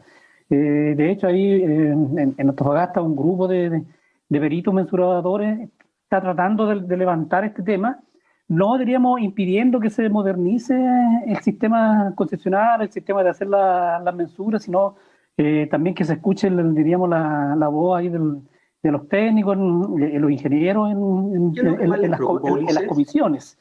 ¿Ah? Lo que más les preocupa, ¿qué es lo que es? El tema de el cambio en la mensura minera, el hecho de no hacer la operación o vincular la mensura en terreno. Eso es una de las preocupaciones más prioritarias que, diríamos, buscamos, que se escuche, diríamos, tener argumentos para mantenerla. Nosotros consideramos que la vinculación en terrenos de la mensura es parte también de la certeza que tiene el sistema concesional en Chile. Bueno, tal como lo dijiste tú, hay hoy en día tecnologías que permiten, diríamos, que todo se haga a través de computación, ¿cierto?, de sistemas digitales, que son sistemas probados, pero nosotros también buscamos, diríamos, de alguna manera, de que tal vez esa modificación se haga, diríamos, escuchando, diríamos, la voz de los técnicos. Estamos buscando también apoyo ahí para tener un seminario para discutir específicamente el tema de la modificación a varios temas ahí de la mensura minera. Pero eso es uno de los temas que más, diríamos, nos preocupa, de lo que he escuchado yo, de las reuniones que he tenido, diríamos, con colegas, con abogados también. estamos buscando alguna forma, diríamos, de que se nos escuche, de levantarlo, de discutirlo y conversarlo. Oye, a lo mejor conviene recordar una cosa a raíz de lo que expone Ulises Tello. Cuando hicimos el Código de Minería del 83, no existía un catastro minero. ¿Cómo se hacían las mensuras antiguamente? Primero, antes de establecer el sistema del Código del 32, se medían por pasos cuadrados o pasos, después con cadenas. Entonces, junto se produjo, junto con la redacción del código actual, se empezó a hablar de los GPS, de la ubicación de un punto en el espacio, que hoy día ustedes ven que tenemos los GPS para todo. Y ahí se ligó el nuevo sistema para poder hacer el catastro y saber dónde estaban las pertenencias mineras.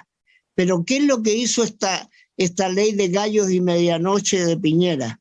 Que cambió el sistema de la UTM a la SIRGA, y eso le da un trabajo al CERNA Geomin que tiene que revisar, y entonces va a producir inquietud, imprecisiones, como lo han dicho los técnicos, que va a causar más mal que bien. Ahora, ¿dónde está el origen de esa ley? Escucharon hablar de patentes mineras, que la habíamos subido en una ley especial, que yo participé en ese decreto ley, de 10 centavos por hectárea a 1/10 unidad tributaria mensual. Eso fue en el gobierno militar, que se ha mantenido hoy día ese sistema de patentes por ese monto, pero oyeron patente y creyeron que las patentes, igual que las patentes de alcoholes, que las patentes de los autos, que era un tributo más. La patente es el sistema de amparo. Había el sistema de amparo por el trabajo, que se cambió en 1888 por el amparo por la patente. Pero ese pago es la forma de decirle al Estado: yo quiero mantener un año más vigente mi concesión minera. No es un impuesto, es patente, es amparo. Entonces, en el Ministerio de Hacienda, en el tiempo de Piñera, dijeron: patentes, subamos las patentes porque tenemos que financiar un bono. Es el absurdo más grande jurídicamente que pueden haber cometido, porque ahí yo, cuando supe de este proyecto, que fui el primero en criticarlo, cuando todavía no se aprobaba como ley, bueno, dije: ¿dónde está el fiscal o la fiscalía del ministerio? ¿Qué opinó de estas confusiones fundamentales? Resulta que no había ni participado el CERNA Geomin en el proyecto, ni tampoco la parte jurídica del ministerio. Entonces, ni participó la SONAMI, ningún organismo fue consultado. Vamos a cambiar el sistema de patentes, vamos a cambiar el sistema de mensura. Eso fue inconsulto. Esa ley, yo he sido partidario, se lo he dicho a las actuales autoridades, hay que derogar la parte que se refiere a la minería, derogarla, no cambiarla, derogarla de frentón. Y si se quiere legislar sobre cómo hacer mejor las minerías, porque ahora los hitos, por ejemplo, de referencia, que eran necesarios cuando dictamos el código para hacer el catastro, hoy día no es necesario, porque la ubicación de un punto en el espacio es una cosa que está regulada por la geofísica. Entonces, es absurdo andar haciendo unos hitos de cemento en partes escabrosas. ¿Para qué? Cuando se puede reponer el punto en el espacio científicamente sin necesidad de estos hitos superficiales. Entonces, los peritos también están llanos a que se modernice el sistema que establecimos en el año 83, pero hagámoslo bien. yo invito a todos los ingenieros técnicos que están escuchando esto, que hagamos fuerza, que el Instituto de Ingenieros tome la iniciativa para modernizar el actual código de minería. Tenemos que hacerlo. Gastón, agreguemos algo. Se establece una sanción para el caso que, si dentro de que te dan las coordenadas, uno tiene un plazo para tratar este Tenejomín, uno tiene un plazo para impugnarlas, y si no se inscriben dentro de 6 meses, se pierde la concesión. O sea, ahí, como yo cuando hice la charla, dije que la única causal de pérdida era no pagar la patente. Bueno, ahora me equivoqué, ahora se estableció por esta ley una segunda, a pesar que todavía esa parte no ha entrado en vigencia, pero es que no se inscriban estas nuevas coordenadas.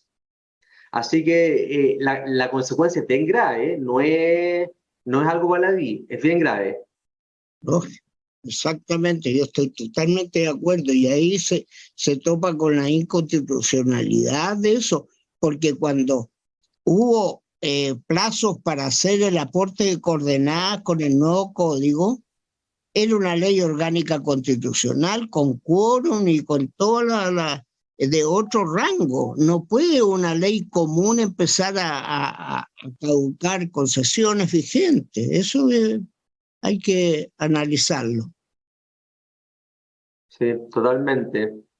¿Más preguntas, opiniones, consejos? Perdón, Daniel. Sergio.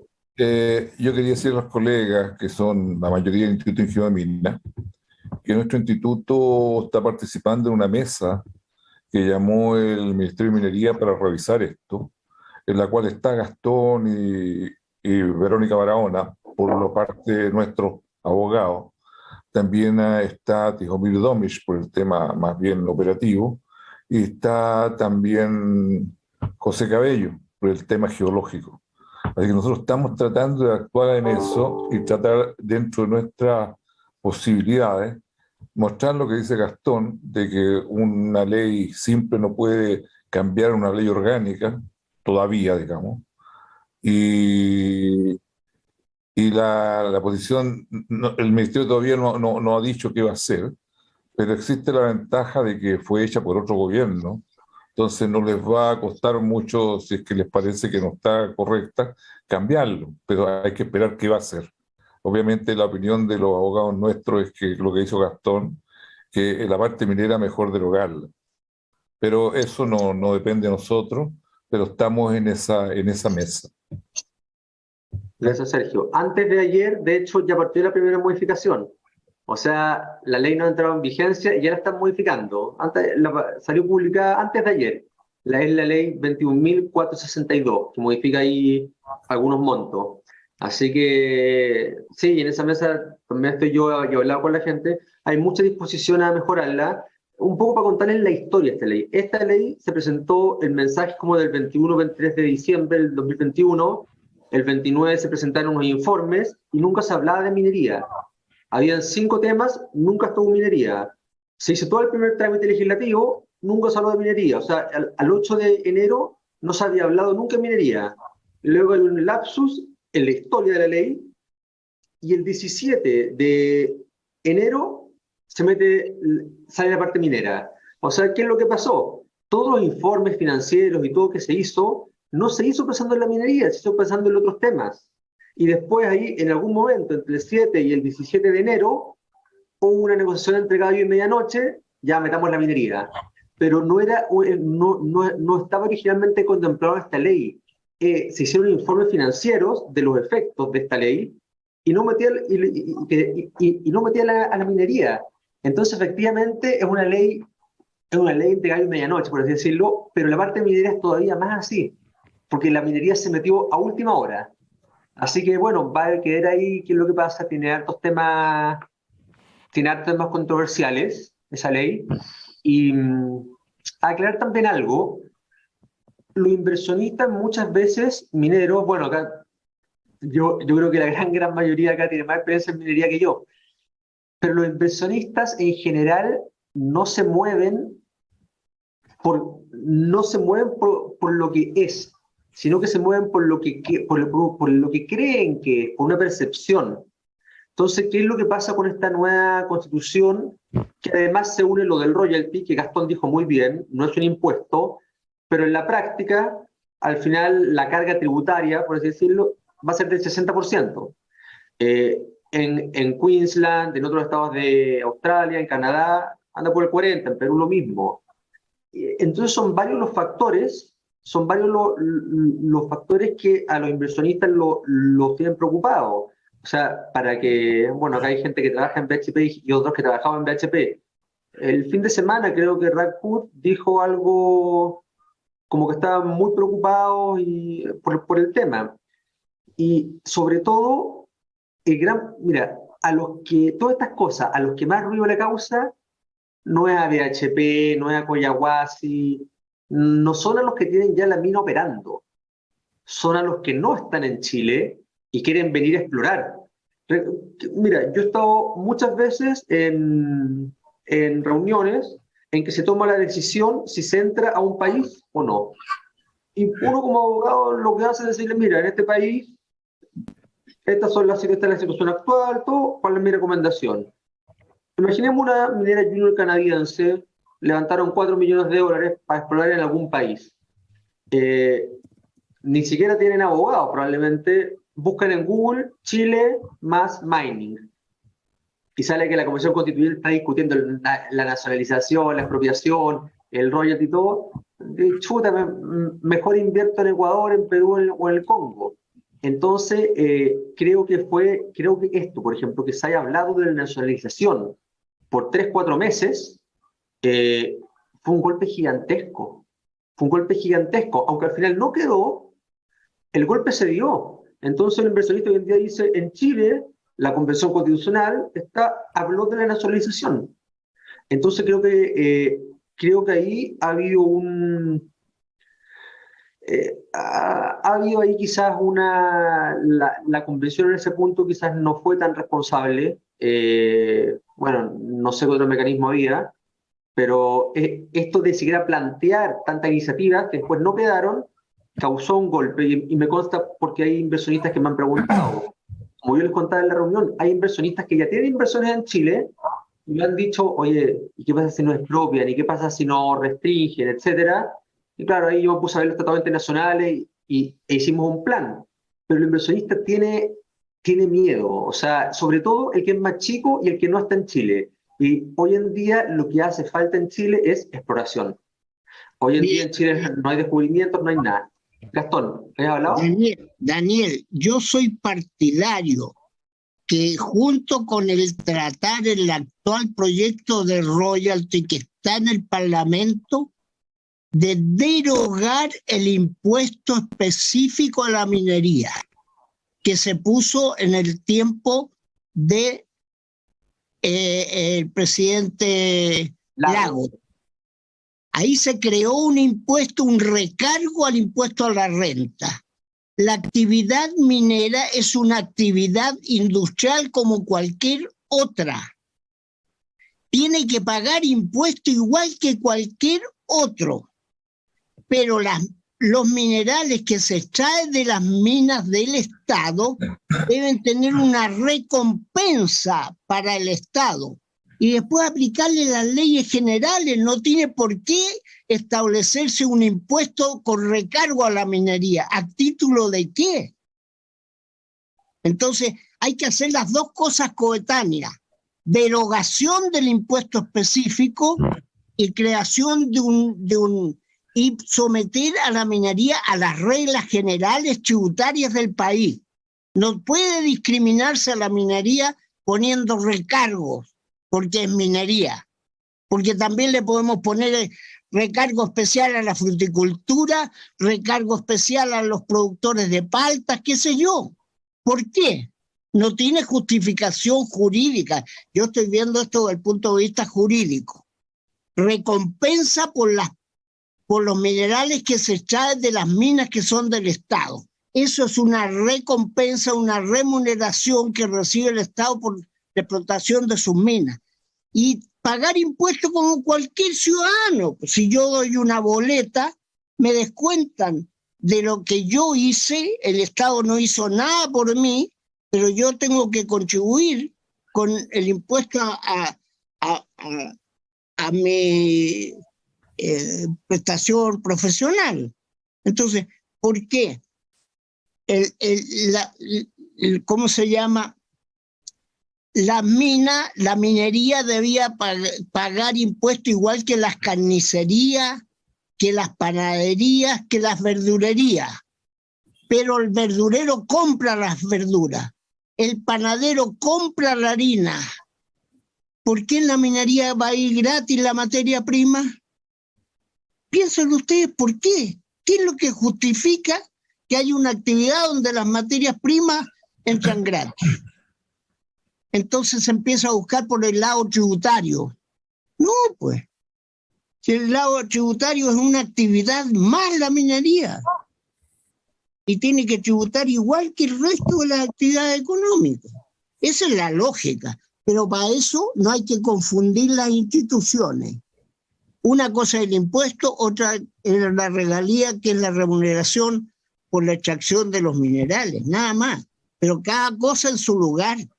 Entonces tiene que haber un royalty racional, adecuado, que remunere a las comunidades locales o nacionales de la extracción de estos productos de minas que son de propiedad del Estado jurídicamente. Pero también tienen que pagar el impuesto igual que cualquier otro contribuyente. Perfecto. Eso, para poder llegar a esa conclusión, hay que dominar las instituciones. Si se confunde, entonces, a río revuelto, ganancia de pescadores. Muy buena la aclaración y muy buena la propuesta también, Gastón. Gastón. Sí, Daniel, para ir cerrando, felicitarte por tu excelente charla. Esperemos que se repita más adelante cuando estén más claras las aguas. Y también, claro, después del 5 de septiembre vamos a tener que tener otra conversación. Así es. Darle el pase también a nuestro presidente, Sergio Demetrio, que quiere también decir unas palabras. Colegas, un agrado que estén acá. Nuestro Instituto de Ingeniería de Minas, obviamente, tiene claro que el propósito de la minería es aportar al desarrollo del país y al bienestar de sus habitantes. O sea, la minería, nosotros somos una herramienta para que el país esté mejor. Y en eso es muy importante tenerlo muy en cuenta, porque ha sido desde siempre la minería un gran soporte para nuestro Chile. Y ahora, como hablamos, el tema de la Constitución es muy importante porque es hoy día el tema más importante, que incluso supera nuestro tema minero exclusivamente. No obstante, como decía Gastón, una cosa son los derechos, que puede estar todo muy bien puesto, pero hay que poner las platas para que esos derechos sean realidad. Porque si no tenemos las platas para poder hacer realidad esos derechos, pasan a ser meras cartas riego pascuero.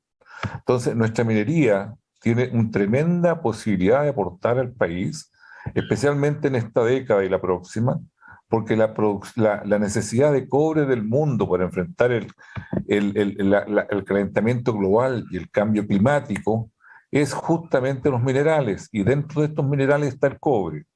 Y si el cobre no existiera o no se entrega en la cantidad suficiente, en vez de que esto sea por decirte, al año 50, como no va a haber cobre, se va a postergar al año 80 o al año 100. Entonces es muy importante y una responsabilidad ética de nuestro país que debe aportar lo que nosotros tenemos. Lo que nosotros tenemos actualmente es cobre y es litio. Esas dos cosas son muy importantes, pero además tenemos la tremenda posibilidad que Chile tiene hoy día la pole position en estas materias.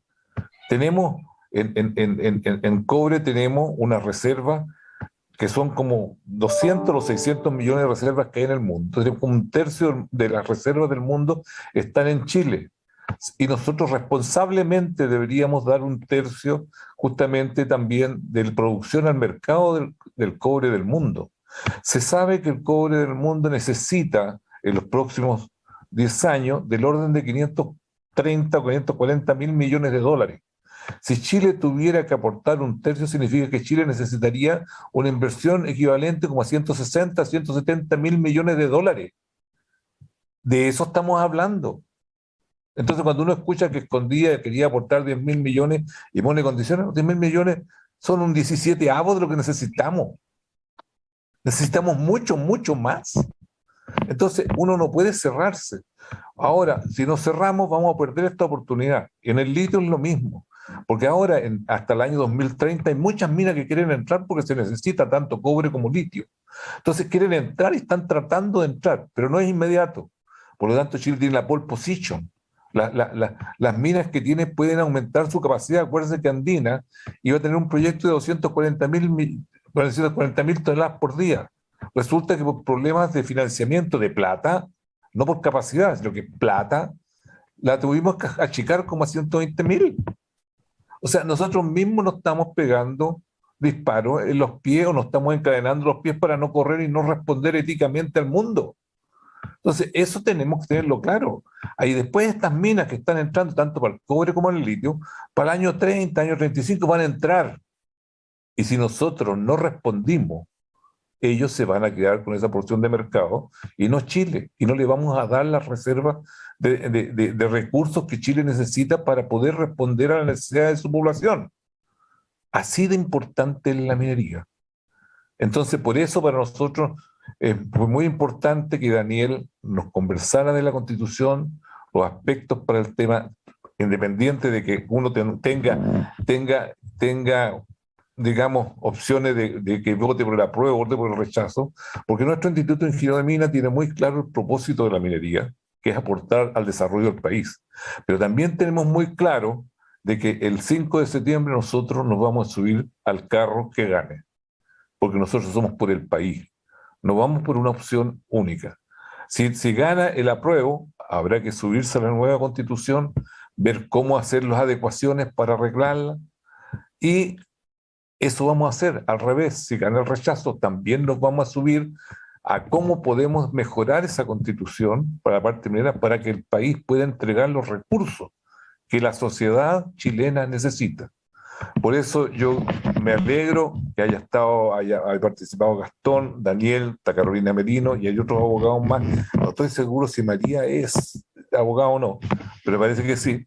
De todas maneras, les agradezco y quedan invitados a todos estos jueves mineros que nosotros tenemos. No se olviden que ahora no es solamente la charla, sino que hay un preámbulo y hay uno más allá de la charla si quieren seguir conversando cosas.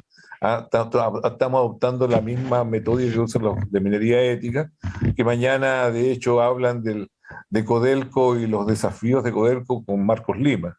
Y ellos también tienen una rama de nuestro Instituto de Ingeniería de Minas que se asocia y trabaja con el Colegio de Ingenieros, así que, y además de otros colegas. Así que, colega, muchas gracias.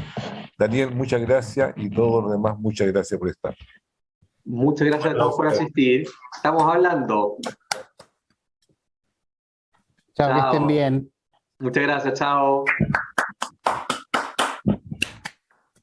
Ulises Tello iba a hablar, yo no me di cuenta antes de tiempo. Pero Ulises ya terminó Ulises. A hablar. ¿Se fue Ulises o no? Parece. Experto ahí también, BHP. Ya, pues, muchas gracias. Gracias, Daniel. Chao, hablamos. Chao, chao.